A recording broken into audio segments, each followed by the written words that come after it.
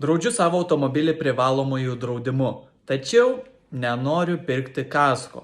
Kokius dar papildomai draudimus galiu įsigyti prie privalomojo automobilio draudimo? Dažniausiai žmonės renkasi pagalbą kelyje draudimą, kuomet reikalinga transportavimo paslauga po automobilio gedimo, avarinis durelių atrakinimas, degalų pristatymas ir kitos paslaugos. Taip pat populiarios rizikos yra susidūrimas su gyvūnais, jeigu patrenktumėte gyvūną ir nukentėtų jūsų automobilis, arba stiklo dūžio rizika, kuomet pasigaunate kokį akmenuką ir stiklas išdūžta arba atsiranda įdauža. Taip pat žmonės renkasi vagystės riziką arba ugnies riziką, kuomet automobilis užsidega ir kartais dar užsideda vairuotojų bei keleivių draudimą, kuomet po auto įvykio pats vairuotojas arba keleiviai patiria traumą, neįgalumą arba net mirtį.